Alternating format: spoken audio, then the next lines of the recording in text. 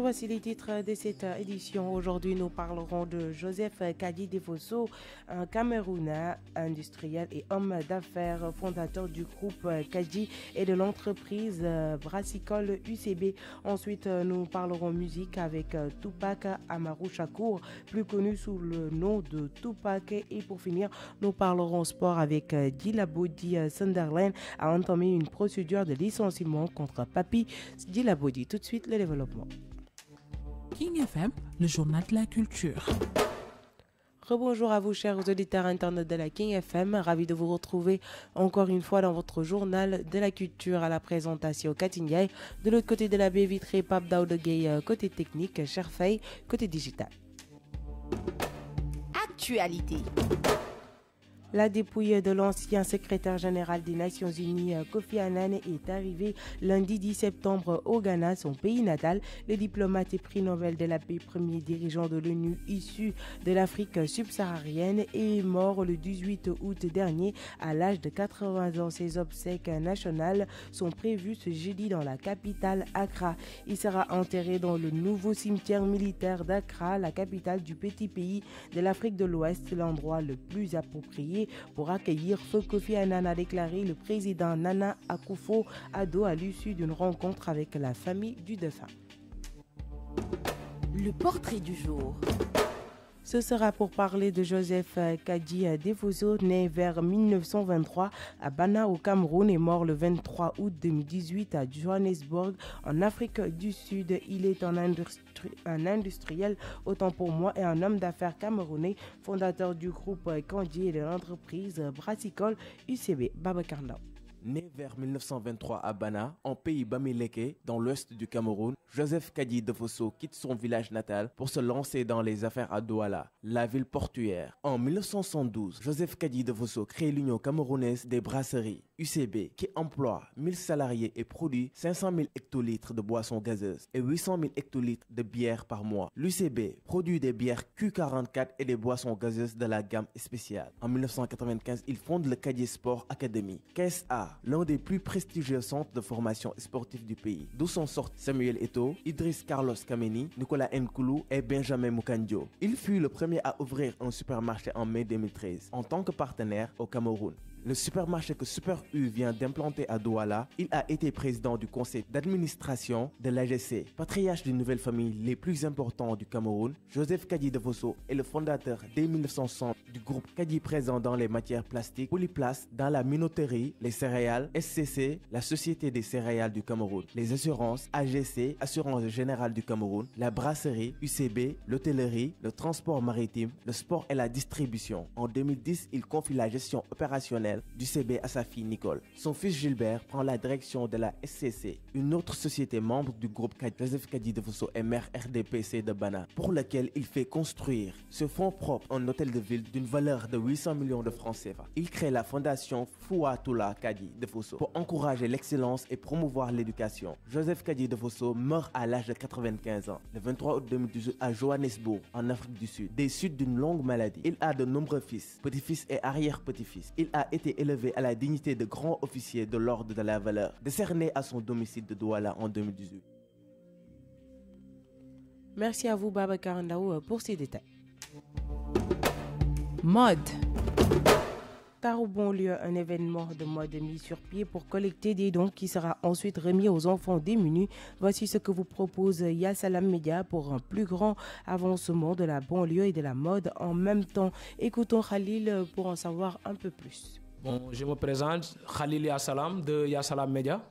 Oui, je peux le faire puisque c'est une journée socio-médicale qu'on a prévu de faire le 14 septembre, accompagné d'un dîner de gala. Bon, on s'est dit que vu que la banlieue, beaucoup de gens disent que la culture est en train de dormir au niveau de la banlieue. Ça va à l'encontre de l'activité culturelle. Une journée socio-médicale, la nuit def, une activité culturelle accompagnée d'un défilé de mode, juste pour vendre la destination de la ville de Guédiawaye, culturellement et socialement. Le programme va commencer entre 11h, maximum 11h et 10h du matin.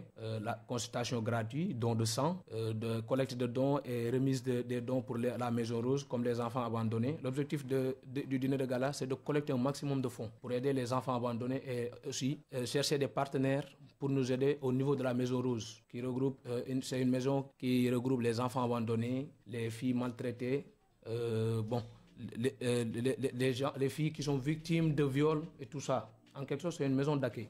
Vu que ça va faire bientôt 10 ans qu'il est basé à Guédiawaye, beaucoup de gens ne le connaissent même pas. Même la mairie de ville ne le connaît pas. On se dit on va s'en occuper nous-mêmes avec nos propres moyens et faire un dîner de gala, inviter tous les acteurs culturels et même les autorités pour qu'ils viennent voir ce qu'on est en train de faire et ce qu'on est en train d'œuvrer pour la population de Guédiawaye.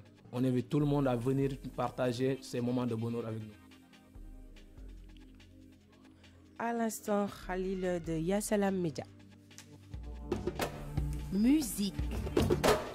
Tupac Amaru Shakur, né sous l'alias Lesan Parish Crocs, connu sous les noms de scène de Tupac Machiavelli, aussi Machiavelli The Don, forme longue Machiavelli The Don Killuminati ou encore simplement Pac, 22 ans déjà, jour pour jour, qu'il a perdu la vie dans un hôpital dû à une fusillade qui lui a été fatale. Plus de détails avec Papi Lamine Fall. Né le 16 juin 1971 à New York, le rappeur Tupac Shakur est issu d'une famille ayant milité dans les rangs des Black Panthers. Tupac Shakur compte plus de 75 millions d'albums écoulés à l'international. Le magazine Rolling Stone lui a attribué la 86e place de son classement des plus grands artistes musicaux de tous les temps. Parallèlement à sa carrière musicale, il était un acteur prometteur et un citoyen social engagé. Amaru Entertainment est un label discographique et une société de production américaine située à Atlanta. Cette société a été fondée par la mère du défunt rappeur Afeni Shakur en 1997, initialement dans le but de publier des chansons de Tupac, mort le 13 septembre 1996. Après la mort de Tupac Shakur, ce label a hérité des droits sur ses albums et son image. Amaru Entertainment a publié notamment 8 albums posthumes du rappeur, ainsi que le documentaire Tupac Résurrection sous la supervision de sa mère, qui en est également la narratrice. Le 14 novembre 2003, ce documentaire sur Shakur a été diffusé. Il a été nommé pour les Oscars du meilleur film documentaire lors de la 77e cérémonie des Oscars. Les bénéfices ont été versés à une association caritative créée par Afeni Shakur. Tupac a été la cible de poursuites judiciaires et a connu d'autres problèmes juridiques. En 1994, il se fait tirer dessus à 5 reprises et se fait voler dans le hall d'un studio d'enregistrement à New York. Shakur soupçonne alors que d'autres figures de l'industrie du rap avaient une connaissance préalable de l'incident et ne l'ont pas averti. Cette controverse a contribué à déclencher la rivalité East Coast-West Coast. Il est ensuite déclaré coupable de trafic de stupéfiants et condamné à une peine d'emprisonnement. Après avoir purgé 11 mois de sa peine, il est libéré sous caution payée par Marion Shook Knight, le PDG du label D-Row Records. En échange de l'aide de Shakur, accepte d'enregistrer 2 albums pour le D-Row. Le 7 septembre 1996, Shakur est à nouveau la cible d'une fusillade, mais cette fois fatale, lors d'une fusillade au volant à Las Vegas. Après avoir été conduit à l'hôpital de la ville, il meurt d'une insuffisance respiratoire et d'un arrêt cardiaque le 13 septembre 1996.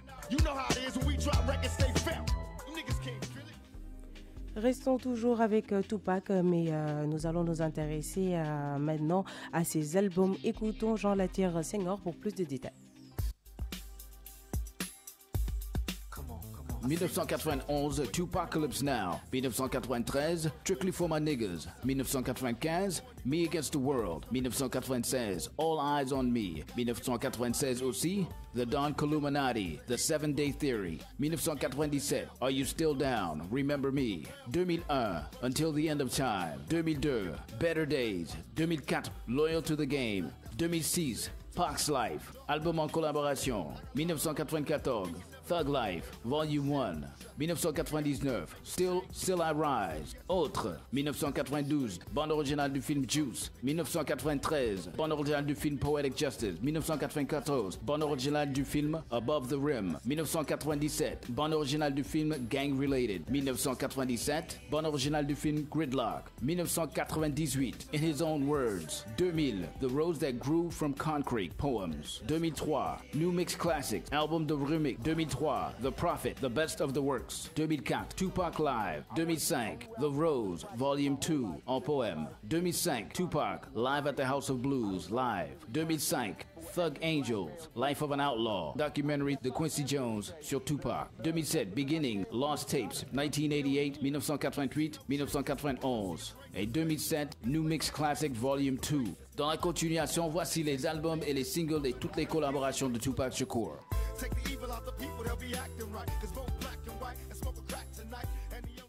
Merci à vous, Jean Laterre Senghor. Votre agenda culturel. Sport. Parlons à présent basket. Handalmeda, meneur des Lions. On peut gagner les 3 matchs si Handalmeda est convaincu que l'équipe du Sénégal a les éléments pour gagner les 3 matchs de la manche aller du tournoi de la Lagos. Le meneur des Lions estime qu'il faut juste un peu plus de concentration. S'il est d'avis que tous les matchs seront disputés, l'expérimenté joueur du Sénégal est quand même confiant. Cela va être compliqué contre le Rwanda. Le Mali, ça va être des matchs très compliqués, mais je pense que si on est tous concentrés, on peut le faire, a-t-il souligné. Toujours en sport, au football, Sunderland a entamé une procédure de licenciement contre Papis Djilabodi. Sunderland a entraîné une procédure de licenciement contre Papis Djilabodi après une absence au club du défenseur de 72 heures. Le club veut donc limoger le défenseur sénégalais qui a fait son retour au club en début de septembre. Votre agenda culturel. Ceci mettra fin à votre journal de la culture. Pour vous qui aimez la danse et les rollers, vous aurez l'Afro Rollers Dance du 17 au 27 septembre au Centre culturel Blaise Senghor pour des activités de stage. Pour le programme, le premier atelier sera basé sur chacun dans son monde, deuxième atelier Corépis, troisième atelier Danmanchen, quatrième atelier Sani, cinquième atelier Sabar, sixième atelier Djembe, septième atelier Solo de Fali, et ceci tous les jours à partir de 9h jusqu'à 13h. Dès le 17 septembre, vous aurez aussi les dîners de gala de l'association Tringa qui collecte des dons pour les orphelins du Sénégal. Il se tiendra le 13 octobre. La 26e édition du Festival panafricain du cinéma et de la télévision de Ouagadougou se tiendra du 23 février au 2 mars. Pour vous qui aimez la musique, vous aurez le concert de Hakil ce 21 septembre au Théâtre national Daniel Sorano. Et voilà, chers auditeurs internautes de la King FM, c'était tout pour votre journal de la culture.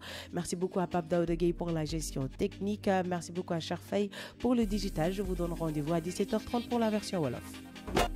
C'était le journal de la culture sur King FM.